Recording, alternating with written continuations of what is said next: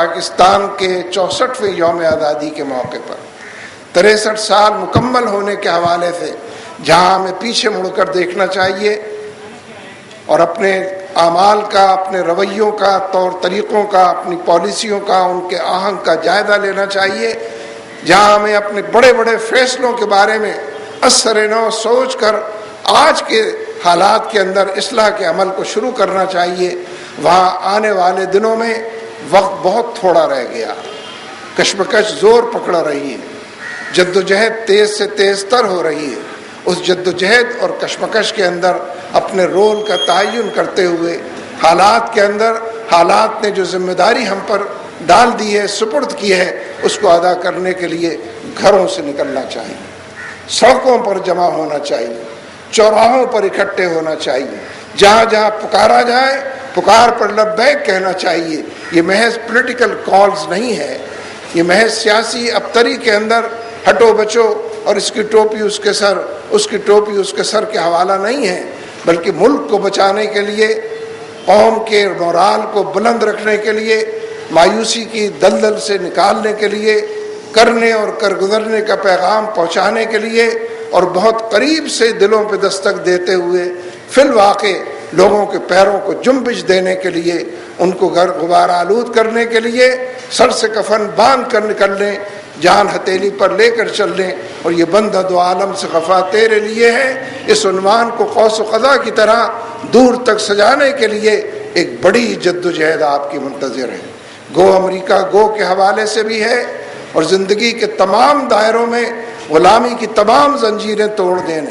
یہ بجٹ آپ بناتے ہیں، یہ بجٹ IMF بناتا، قرضوں کی معیشت یہ آپ کے اپنے تو فعل بھی ہے، لیکن قرضوں کی معیشت یہ IMF اور ورلڈ بینک لے کر آیا۔ زندگی کا کوئی دائرہ ایسا نہیں کہ جس میں غلامی کے یہ نشانات موجود نہ ہو۔ آپ کا تعلیمی نظام آپ کا نہیں ہے، آپ کا نصاب تعلیم آپ کا نہیں ہے، آپ کی پوری معیشت آپ کی نہیں ہے۔ آپ کے چینلز پر جو کچھ دکھایا جا رہا ہے، کیا یہی میری اور آپ کی تہذیب ہے؟ کیا میرے اور آپ کے بڑوں نے اسی تہذیب کو فروغ دیا تھا؟ جو تہذیب اور تمدن، جو ثقافت اور شب و روز کے معمولات، آج یہ تمام چیزیں غیروں کی طرف سے چل کر آئی ہیں۔ لہذا ان پالیسیوں کو تبدیل کرنا ہوگا، اور پالیسیاں گھر بیٹھ کر تبدیل نہیں ہوں گی، محض تبصرے اور تجزیوں سے تبدیل نہیں ہوں گی۔ جماعت اسلامی ایک بڑی تحریک کی طرف آپ کو دعوت دے رہی ہے، ایک بڑی مہم جوئی کی دعوت دے رہی ہے، اور اپنے رب کی بندگی کے راستے پر چلنے، رجوع اللہ کی دعوت دے رہی ہے۔ یہ جو رمضان المبارک کے حوالے سے بار بار جن آیتوں کا اعادہ ہوتا، قرآن پاک کی بات کریں، رمضان المبارک کی بات، اصل تو قرآن پاک کی برکت ہے ہی، اصل تو رمضان المبارک کی برکت ہے ہی قرآن پاک۔ قرآن پاک کی وجہ سے اس کی فضیلت ہے، اس کی برکت۔ جب اللہ تبارک و تعالیٰ کی مشیت نے یہ طے کیا کہ انسانوں پر روزے بھی فرض کیے جائیں، تو ظاہر ہے کہ رمضان سے بہتر کوئی اور مہینہ نہ تھا کہ جس میں روزے فرض کیے جاتے، جو پہلے سے بابرکت مہینہ تھا نزول قرآن کی وجہ سے۔ اس کو دو چند کر دیا گیا، نور علی نور بنا دیا گیا، اس کی برکتوں میں اضافہ کر دیا گیا۔ اس کی برکت کا نتیجہ یہ بھی تھا کہ پاکستان وجود میں آیا، اور اگر پاکستان باقی ہے تو اسی کی برکتوں کی وجہ سے باقی ہے، ہمارے اعمال کی وجہ سے تو اس کو باقی نہیں رہنا چاہیے۔ اس لیے قرآن پاک سے تعلق کو جوڑیے، اپنے رب کے ساتھ تعلق کو استوار کیجیے۔ اور قرآن پاک کے ساتھ تعلق کے حوالے سے ایک بات عرض کرنے کی جسارت کروں گا۔ ویسے تو 12-13-14 دن ہو گئے ہیں قرآن پاک پڑھتے اور سنتے ہوئے، گھروں کے اندر بہنیں اور بیٹیاں بھی باورچی خانے میں قرآن پاک پڑھ رہی ہوتی ہیں، اپنے حصے کا کام کر رہی ہوتی ہیں، سلائی دھلائی کا کام کر رہی ہوتی ہیں، قرآن پاک زبان پر جاری ہوتا ہے۔ کیا بڑا، کیا چھوٹا، کیا ضعیف اور ناتواں، قوت اور طاقت رکھنے والے جوان سب قرآن پاک سے رجوع کرتے ہیں۔ لیکن آپ نے غور فرمایا، ہر رات جب ہم تراویح کے لیے کھڑے ہوتے ہیں، ہر دن جب ہم قرآن پاک کو نوک زبان پر لاتے یا کانوں کے اندر جاتے سنتے ہیں، یہ قرآن پاک ہم سے گلہ کر رہا ہے، یہ قرآن پاک ہم سے شکوہ کر رہا ہے، یہ قرآن پاک ہم سے شکایت کر رہا ہے، یہ قرآن پاک بزبان حال اور بزبان قال بھی، بانداز سرگوشی اور باواز بلند بھی ہم سے یہ پوچھ رہا ہے انفرادی اور اجتماعی دائرے میں روز بار بار پوچھتا ہے کہ کیا مجھ پر ایمان لانے والے ایسے ہوتے ہیں؟ یہ تمہیں ہو کیا گیا؟ تم میرے ایک ایک حرف کے اوپر 10 نیکیاں لینے کی بات کرتے ہو. تم میری سفارش کی خاطر یہ چاہتے ہو کہ میں تمہاری سفارش کروں اور تمہاری جنت پکی کروں، لیکن تم میرے حرام کو حرام نہیں سمجھتے، تم میرے حلال کو حلال نہیں کہتے، تم میری شریعت کو نافذ نہیں کرتے، تم میرے انصاف کے اور عدل کے میزان کو نصب نہیں کرتے. تم میری کس بات پر عمل کرتے ہو جس کے نتیجے میں تمہاری سفارش کروں؟ تم اپنی زبان پر اس کو جاری رکھ کے پاکیزگی کا درس دیتے ہو اور یہ اعلان کرتے ہو کہ ہم حق کا اظہار کر رہے ہیں، لیکن مجھے بتاؤ تو صحیح کہ اس حق کو قبول نہیں کرتے. قرآن پاک ہم سے روز پوچھتا ہے، بار بار پوچھتا ہے کہ میری ایک آیت زمین پر پڑی مل جائے تم اس کو اٹھا لیتے ہو، جھاڑتے پوچھتے ہو، چومتے چاٹتے ہو، اونچی جگہ پر تبرک کے طور پر رکھ دیتے ہو. لیکن اسی آیت میں اگر یہ لکھا ہو کہ سود لینے دینے والے اللہ رسول سے جنگ کرنے والے ہیں، میرے حکم کو نہیں مانتے، میرے لفظوں کو چاٹتے ہو، میرے لفظوں کا احترام کرتے ہو، میرے لفظوں کو مقدس مانتے ہو، میرے لفظوں کے بار بار پڑھتے ہو اور دن میں کئی بار اس کا اعادہ کرتے ہو. لفظوں کے اندر جو حکم پوشیدہ.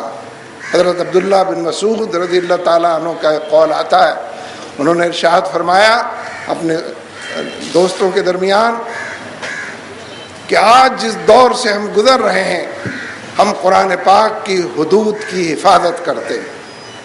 اس کے گزر جانے کے بعد ایک دور آئے گا اور جو بہت دیر تک چلے گا، اس میں لوگ قرآن پاک کی لفظوں کی حدود کو پامال کریں گے اور حروف کو اہمیت دیں گے اور وزن دیں گے. ہم اسی دور سے گزر رہے ہیں.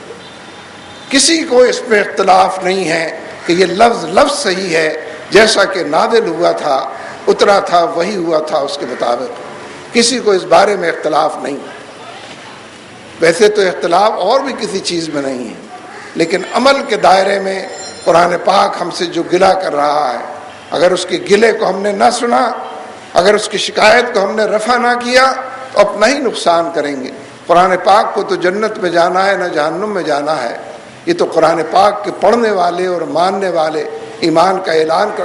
اس لیے رمضان المبارک قرآن پاک کا مہینہ ہے اور رمضان المبارک پاکستان کا بھی مہینہ ہے کہ ہم اسی ماہ مبارک کے اندر آزاد ہوئے ہیں. بس میرے دوستو، رمضان المبارک سے رجوع کرتے ہوئے وہ قرآن پاک سے رجوع کرنے والی بات، اللہ تبارک و تعالیٰ سے رجوع کرتے ہوئے اثر نو، اور جو کچھ 63 سال میں ہم نے کیا ہے ہم جانتے ہیں کہ ہم نے کیا کیا ہے. اپنے رب سے رجوع کرنا، ہاتھ اٹھا کر بھی رجوع کرنا ہے، ہاتھ پھیلا کر بھی رجوع کرنا ہے، دل کی گہرائیوں میں بھی.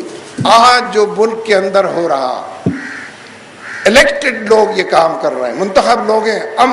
آمریت نہیں ہے ملک کے اندر، مارشاء اللہ نہیں ہے ملک کے اندر، جمہوریت کہا جاتا ہے کہ ملک کے اندر جن لوگوں نے پیپلز پارٹی کو ووٹ دیے، جن لوگوں نے مسلم لیگ نون کو ووٹ دیے، MQM اور ANP کو ووٹ دیے، وہ سب اس کے ذمہ دار ہیں جو آج اس ملک کے اندر ہو رہا.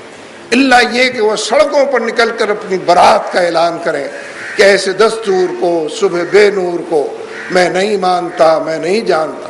جو پیپلز پارٹی سے برات کا اعلان کریں، مسلم لیگ نون سے برات کا اعلان کریں، ان کے رویوں طور طریقے. پڑھا آپ نے آج میاں نواز شریف صاحب کا بیان؟ کسی واجپئی کی ضرورت ہے؟ واجپئی نے بھی یہ بیان اکھنڈ بھارت جیسا نہیں دیا ہے جیسا کہ آج میاں نواز شریف صاحب کا بیان چھپا. لفظ اس کا پکار کر کہہ رہا ہے کہ یہ بیان کس کا بیان ہے؟ آپ نے ان کو ہی ووٹ دیے. تو یہ نہیں کہا جا سکتا کہ وہی لوگ جو برسر اقتدار ہیں اور حکمران ہیں وہی پاکستان کی ذلت کا سبب بن رہے ہیں، اس کی نکبت کا عنوان بن رہے ہیں، اس کو ڈھلان کے اوپر چھوڑنے کا سبب بن رہے ہیں، بلکہ جنہوں نے ووٹ دیے ہیں وہی اس کے اندر برابر کر. اللہ یہ کہ وہ اس سے برات کا اعلان کر. گو امریکہ گو تحریک، اس سے برات کا اعلان.